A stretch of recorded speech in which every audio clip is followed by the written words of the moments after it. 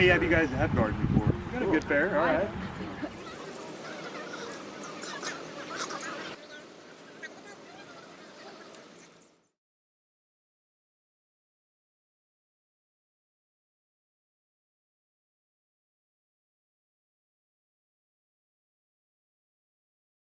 We're creating an actual soil medium that we can, grow produce in. So these are called lasagna beds. What we've done is lay down a foundation here. We're just going to smother the weeds right in place. Create a little zone at the bottom of this bed, which is going to be a place where earthworms like to hang out.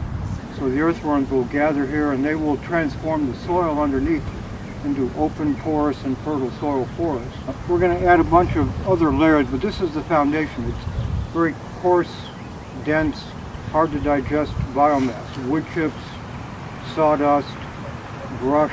In those bags and buckets over there are the most important ingredients of all. Those are the minerals. This is just what we call biomass. This plant material is going to rot and decay in the soil. These bags and buckets contain ground up rock powder. Is a rock that has been decayed and rotted by bacterial and microbial activity to make soil. It all starts with a healthy soil, and that's why taking care of your soil is so important whenever you are growing produce. The food that you're going to grow here is going to be food that has real taste. So much so that the other wild creatures around here, the rabbits and the deer, I guarantee you, they will come and eat out of your garden. Knew that what they were doing, the process that they were growing that food in was something that they never had access to. They could taste the difference whenever they were growing this produce with trace minerals and full spectrum fertility. And it'll be very easy to weed the garden, but there'll be very few weeds in there. They'll put a little hay down.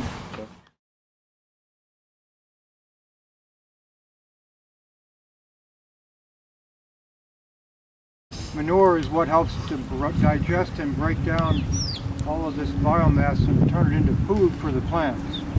Probably some compost, which also has lots of microorganisms that digest plant material. The biochar, or the charcoal, is super stable carbon.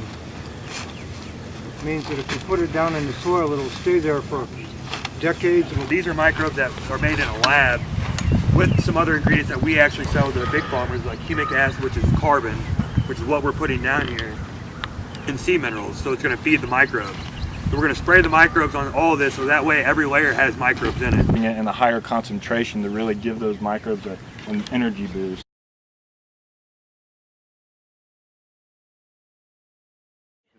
This is really cool. That's the same concept that we're doing like with commercial agriculture with cover crops. We use that to boost the biological activity, and that's why we get a good response out of these mineral applications. Just a thin layer, guys. Yeah, we'll maybe do about maybe half the bale.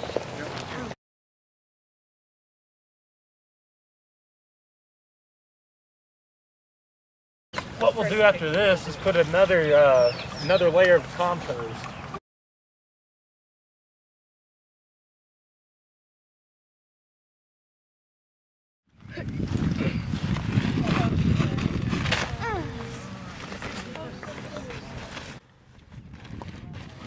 Concentrated rock minerals. See, that's the great thing about the C90, that sea salt, is that it's water soluble. We had to break it all up. Yep, it's a problem, okay?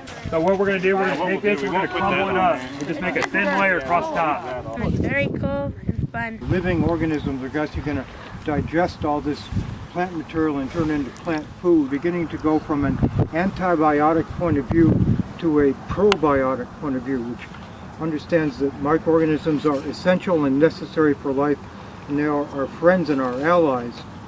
So in this case, we're actually trying to create an environment that will encourage them. This is the key thing with all these beds with growing nutrient-dense food, is it is the microbes that feed the plants. So to finish this bed off, three things. First thing is, in order for this to work, there has to be water inside. Water is the activating ingredient. Water washing down through these beds will carry the minerals into the biomass. Then we put a little soil on top of here that we went and dug over by the woods, and the purpose of that is you live inside a skin, and these organisms also need to have a skin to protect them.